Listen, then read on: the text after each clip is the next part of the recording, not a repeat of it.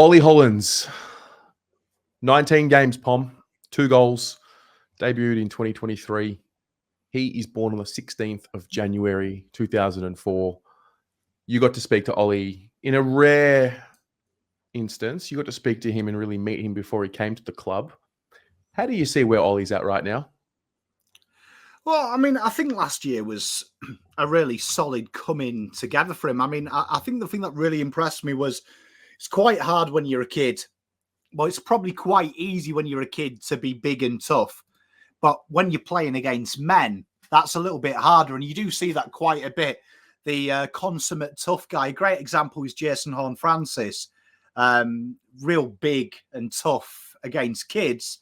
When he came into the men's big league, you've got like Jesus laughing in your face, where when he was a junior, he was the big daddy. He was the man. And I think the one thing that shined with Ollie is he managed to transfer that perseverance, that real intensity, which is rare for a winger, has to be said. Wingers genuinely are considered outsiders. They're not tough guys. I think that intensity, and he really started to find the pace of the game, didn't he? Towards the end of the year, particularly, it seemed to become normal to him. And just from seeing him at training, it looks like he's put on a little bit more size, but that intensity, that pace is there. And he's probably learning, in my opinion, off one of the best wingers in the league in Blake Acres.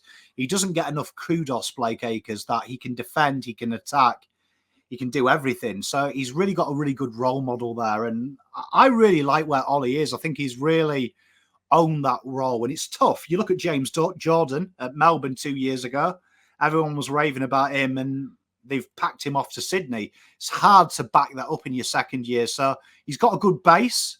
We're now looking to see him add them layers where I think Carl Amon will be his end product, to be honest with Ollie. Wow. Well, I had a look at his year. So he played every game up until round 11. And then he missed and he came back in the side in round 19 against the Eagles and played every game up until then. And I still remember seeing him for the first time in the flesh and making comments around the size of him. And you know that phrase, it's not the size of the dog in the fight, it's the size of the fight in the dog. Feel like that encapsulates Ollie Hollands. What he may have lacked in, a thick, mature body, he made up and then some with his determination, his heart, his running ability. And I said this in a previous video that I did. He's got these Sam Walsh-esque qualities at training when I watch him train. Every single movement is done at 100% intensity. And the longer you do that, the quicker you get and the better you get. And I've gone from thinking of him as, we'll give him some time. He's quite young. And now I sense this, I don't know, I sense something different about him. He's a lot more active around the club. I've heard him speak a bit more with Carlton media. It looks like there's a real fast track happening with his development. Spot on. I think we talked about Carl Amon just earlier. I did. You look at Carl Amon and him at the same year, and Carl Amon I consider the best winger in the league. Of sustainability. I know people talk about Ed Langdon. I don't think they're as good as Carl Amon. He's killing him at an early stage in his career. He's absolutely dwarfing him in a team that I think is not as established as Carl Amon. Carl Amon's team was quite established and there were senior players to learn on. I think both Ollie and Blake have come into a side that wingers are a myth. And I think you're spot on. I think he's learning his development. Big takeout as well from training is he's constantly talking. He's almost a senior player.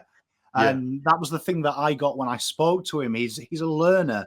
He's a leader. And he talks a little bit about Elijah in our interview, about that Elijah's more spontaneous in the moment, where he's been the little brother of learning from his brother's mistakes, which anyone who's a middle brother or a younger brother can probably attest to. You saw your older brother get bollocked. You kind of learn not to do it because you don't want the negative feedback. So I think he's in a really good place. And you know what? Just quietly, future leader of this football club, potentially. I could see Ollie very quickly being in the leadership group when we have that turnover. Cripps won't be around forever. I reckon 5 years' time, I can see Ollie being the wingman to Sam Walsh. Mm. I watched his Summer Sessions episode with Carlton Media. I was talking to Christian, Filippo, and yeah, I felt the same. I felt a real comfort level. It's almost like watching a third, fourth, fifth year player talk. And I guess being a Carlton person helps. You understand the depths, the passion of the club. But one thing also that he mentioned and that looks like is going to be happening is that he's going to be a little bit more time on ball as opposed to on the wing. I don't know if it'll take away completely from his game on the wing, but I sense that there will be more space for more rotations for him. And that's leading me to wonder, what does the next layer for him look like in 2024? Well, I mean, we know Voss towards the end of the year as well, especially when Carlton started to turn it around. A big highlight of that was from 6 rotations in the middle, we were at 9, 10. Towards the end of the year, we were up the top end, 12. And people forget about Ollie. That was his job as a junior. As a junior, he was down the back. He was on the ball, on the wing. He made his name as a winger, but the inside midfield spurt was probably the big highlight and probably what got him into the top 10 reckoning. I think you'll probably see him probably have that kind of David Cunningham type centre bounces. They'll start feeding it in situations. We saw, even though it was by accident, he did it against Melbourne a couple of times and streamed out of the centre. He's very elusive, and it's that common myth. Doing the draft a lot, people look at the weight and constitute that as his ability to go inside. People forget wingers, their job is not to get touched, and he doesn't get touched. He's very elusive, and I think he's got that. I think you'll surprise, and I mean, probably moving down the track, if he's going to watch anyone, probably Lockie Whitfield is the man he wants to base it on, who is the Swiss Army knife for footballers. They play him down half back, half forward, wing, on the ball. That would be a very big string to his bow if over the next 2 years he can ascertain his inside game, and then suddenly you've got a guy who can play 4 roles on the team sheet, which is huge in game. Yeah. I quite like this comparison. It's a bit of Cade Simpson. I can't help but feel like he's going to be a player that the longevity will be one of the things spoken about his career when it's all said and done. Yes, it's a good example. I mean, if anyone wants to see what Ollie's like on the ball, I think on YouTube there is the VFL game he played against Collingwood as a junior, as a kid, when the academy played. And he was playing against some men, some big brutes, and they couldn't touch him. He was dancing around. Braden Sear played that game, and Sear couldn't get near him. So he's got a natural elusiveness, and I think he'll be a fan favourite. I think that's the one thing that draws you to Ollie, is his effort. He never stops trying, and I mean, this guy has got something wrong with him, hasn't he? He's not scared to tackle a ruckman or a small forward. No one is too big for Ollie, and as he fills out and he gains confidence in his body, he could be one hell of a footballer, which I think he is already. I think he's already a very good footballer. I think he could be another level.